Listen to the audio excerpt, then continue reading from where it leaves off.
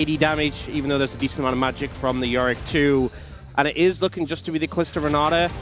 I'm coming out of this one and once again feeling like T1 have the edge in terms of draft. This time it's Gen G with more the control element, trying to keep that backline safe. Finish with Smite here so we can rush it very quickly with the prio they have, and I just don't think there's any time to muster a contest. Chovy's already backed in mid lane, and this should just be break secured.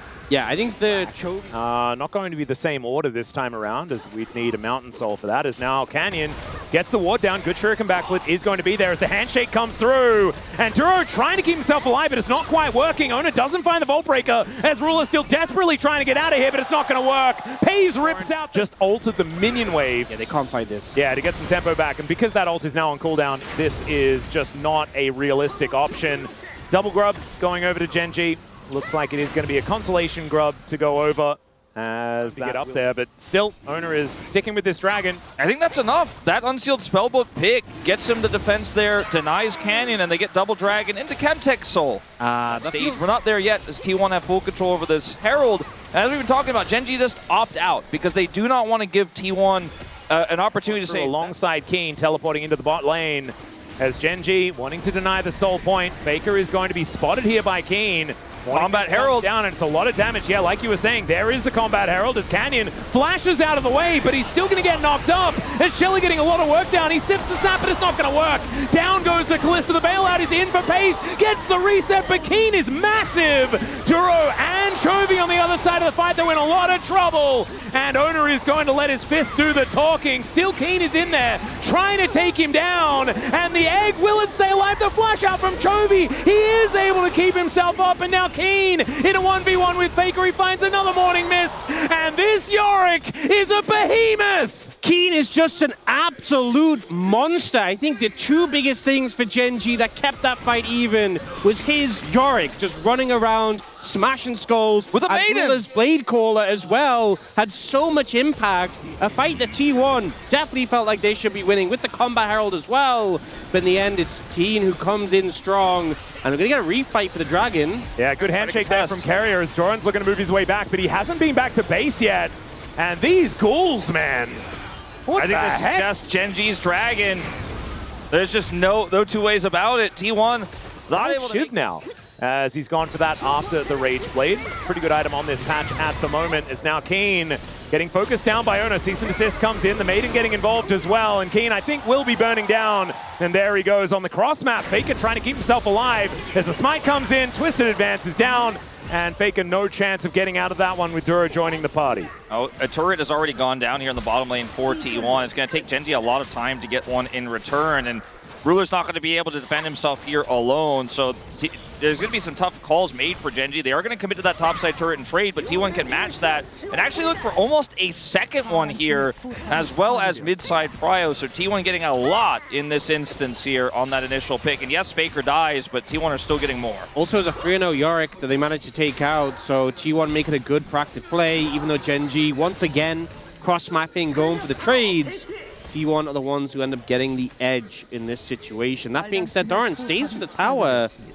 I mean, he's composition if they fail this fight. Well, Faker makes his way over. His ulti just came off cooldown, but once again, Keen is going to find him. And oh my goodness, these Qs are doing so much work. That's ult burn by Faker. Yeah, he's out of there already. Oh, Keen is doing such a good job of just keeping this Akali accountable. And with Faker burning his ult to get out of the Uli wall. True. Maybe an angle.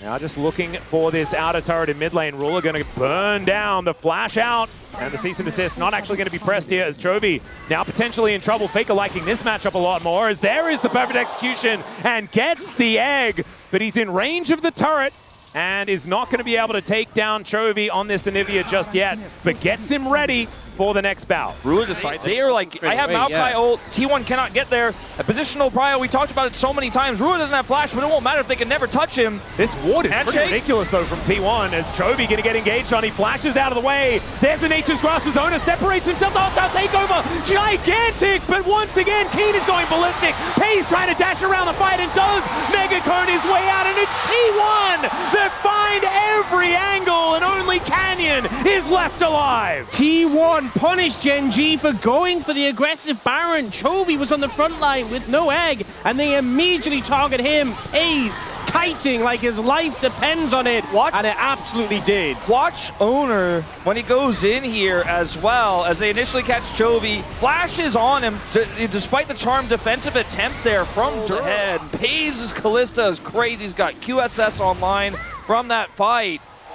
T1 really in control. We were worried maybe the charging his Q and his ult available. If he doesn't press R there, he probably just dies, and letting the turret go is the correct call. But now he has another safety tool lost, and T1 still have a whole minute of Baron here. They want this inhibitor. Yep, they're going to take the Maiden as well, as Canyon looking for a little bit of a potential engage. Ghoulie wall and the actual wall. He's going to get the GA out of Owner and probably secure his life as well. Hostile takeover doesn't find the angle this time as FaZe is behind the base gates. He is in so much danger. The bailout not going to work as Ruler stays just barely alive. Carrier going to fall, and T1's Baron will back up. Ruler's got his flash back up. Chovy's about to have his.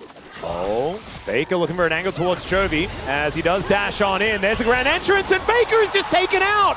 Ruler finds the feather. And 3-7 elemental game. Yeah, T1 are pushing now through bot lane. They can't go through the jungle. Takes too long. Too many saplings. They're going straight through bot. Gonna look for the fight. It's going to be so hard to secure, so I think the fight afterwards is what they're going to have to look for, as the wall just prevents them from going anywhere near this. As Owner gets in there, he's able to actually get towards his streak. The equalizer, fantastic. It's Canyon that secures it. Owner goes down as well, as now Carrier in trouble. It is going to be FaZe pulling out those sticks, grabbing that first kill, and Genji's health bars are going lower and lower. Faker finds Ruler as FaZe going to be taken down. FaZe finally unleashed as he picks up the double, and Chovy trying to run away those Swifties, getting some work done, as once again will be able to put up that wall, but I think Faker might be able to find him, as Chovy not able to get the angle on the stun, and now needs to keep flapping to get himself out of the way of this one.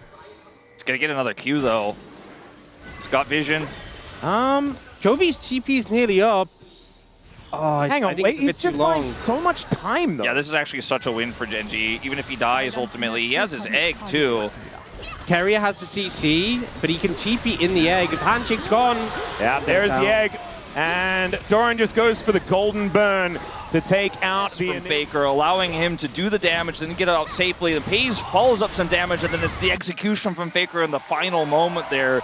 The DPS duo working together in tandem so far. And Inhibitor looking like it is starting to really take some big hits here from those cannon minions empowered by the Baron, and Doran is just empowering that here. Genji look like they will barely get the defense. No, they decide not to. Yeah, a cannon will go down. Genji do want to fight for this soul.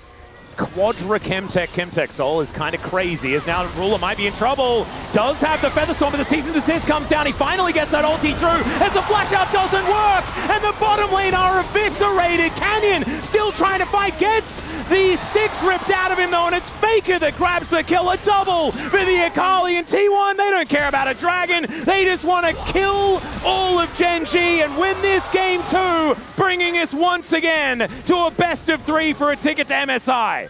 Keen does end up getting a kill onto Doran, and Chovy is buying time, but that mid inhibitor is open, and FaZe is going to end this game. There's no way Chovy can get back, and I think we are going to a 1-1 series They're here. just escorting him, keeping him under lock so he can't get back to base. They'll push through with the super minions. He will eventually go down, and T1 will equalize the series.